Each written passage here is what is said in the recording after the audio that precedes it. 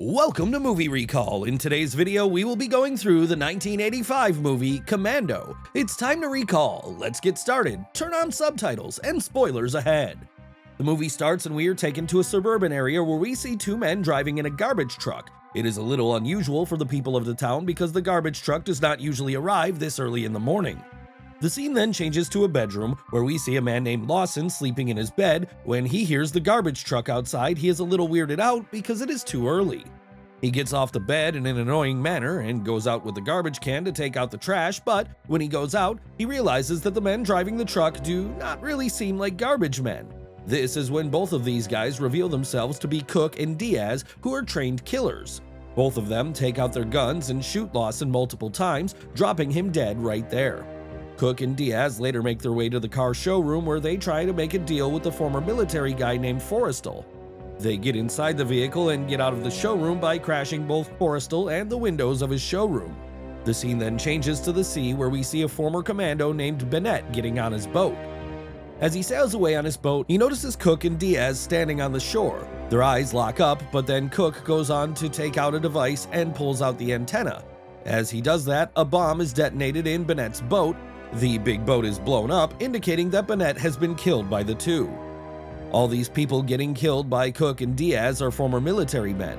The scene then changes to another former military man, John Matrix, who we see chopping wood on his secluded farm.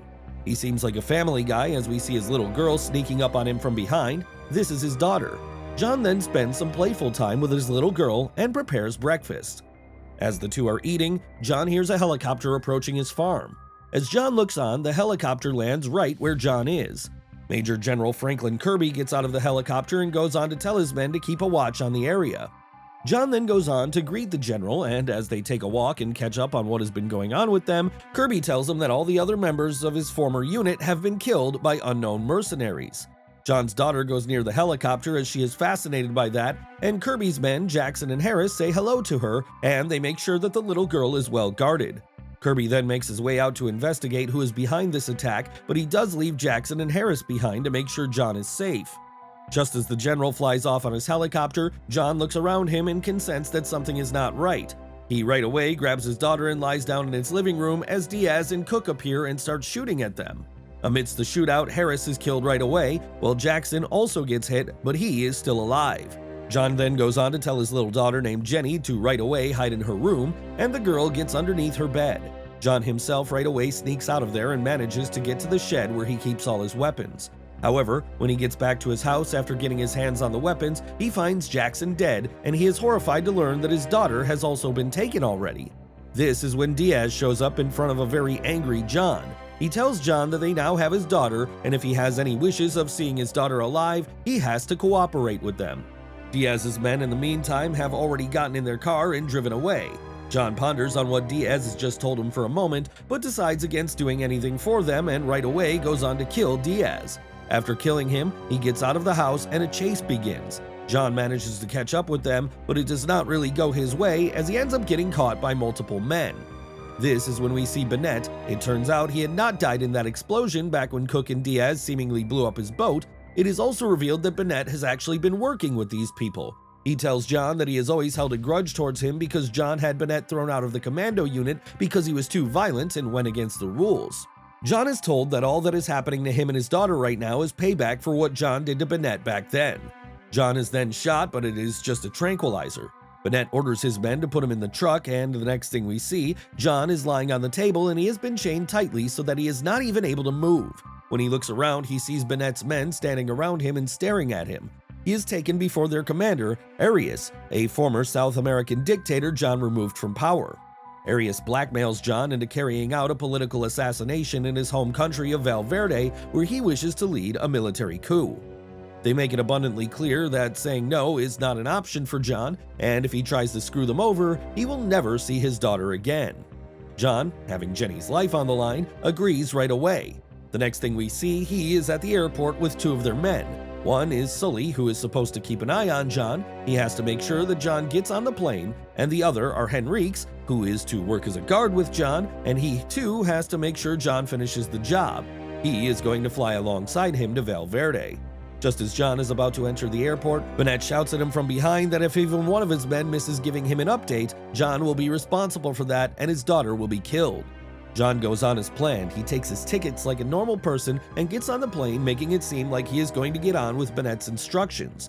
He and Henriques are now on the plane. John then goes on to call the flight attendant and asks her how long it is going to take for them to get to Valverde, and she tells him that it will take 11 hours. John now knows that he has 11 hours long, so when the plane is just about to take flight, John goes on to kill Henriques very quietly by snapping his neck and puts a hat and blanket on him, making it look like the man is asleep. He right away sneaks out of the plane and sets his alarm to 11 hours. Sully, on the other hand, sees the plane flying away. He is convinced that John is in there and he is following the instructions as well. He goes on to call Arias and tells him that John is following all their instructions. John, on the other hand, now gets to a public area where he decides to follow Sully. He grabs a woman named Cindy and tells her to get into her car and follow Sully's car. Cindy is scared, but she does as he asks. When they keep following him for a while, he halts at a shopping mall and goes inside. This is when he goes on to explain the whole situation to Cindy and apologizes for her behavior before leaving. She keeps acting like she is believing all that he has told her, but in fact she considers him a kidnapper, and the moment he leaves, she runs towards the security guard at the mall and tells him that John is a kidnapper. Sully, on the other hand, is also there of course, and he sees Cindy. As he goes to her, John realizes something is wrong. This is when he is approached by a group of security guards who corner him and try to investigate who he really is. John is already on a clock, so he starts fighting them, and as he does that, Sully sees him. Sully right away starts running. He makes his way to a phone booth to tell Arias that John has gotten off the plane, but John intercepts.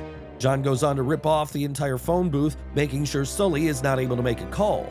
The bunch of security guards yet again get to John and try to take him down, but John is too powerful for them. He goes on to fight them off yet again, but in the meantime, Sully has managed to enter the elevator.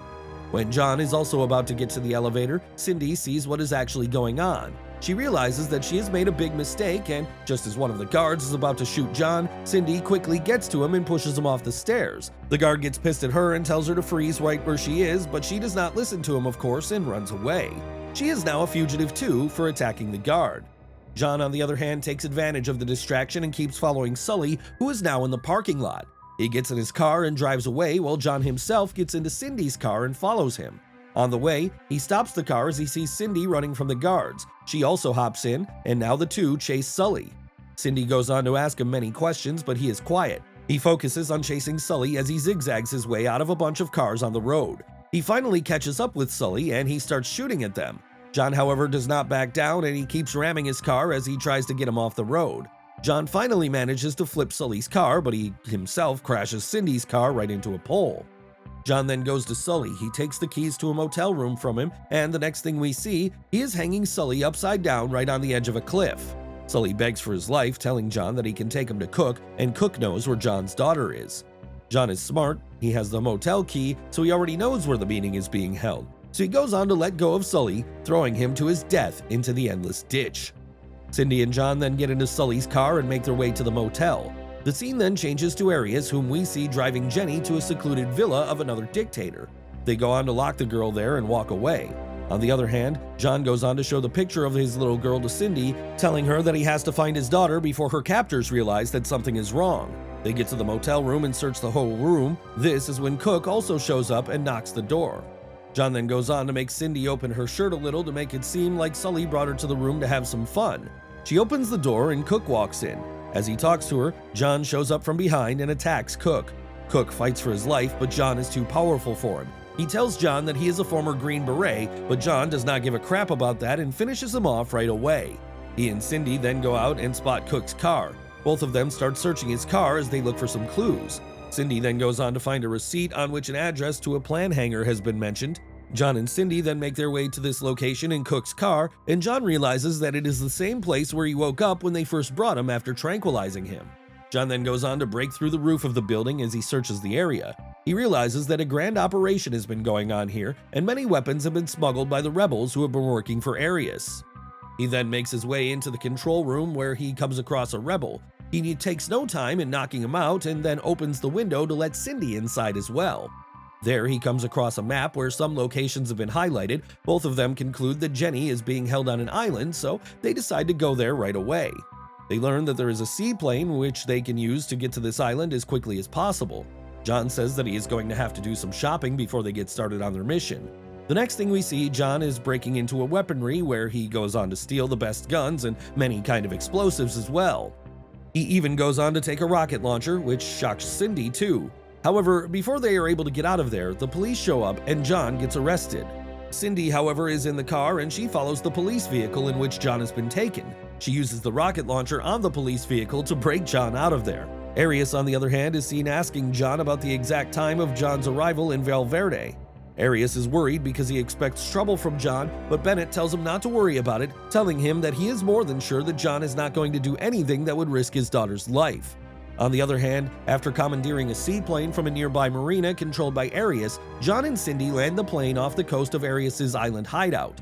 John instructs Cindy to contact General Kirby and then proceeds to Arias' villa, killing Arias and his army. Jenny escapes to the villa's basement but is eventually captured by Bennett. John tracks them down, and after a lengthy fight, John finally kills Bennett by impaling him with a steam pipe. Kirby arrives with a military detachment and asks John to rejoin the unit, but John declines and departs the island aboard the seaplane with Jenny and Cindy, telling Kirby no chance. And with that, the movie comes to an end. Thanks for watching. Please like, subscribe, and click the bell icon to get new movie recaps.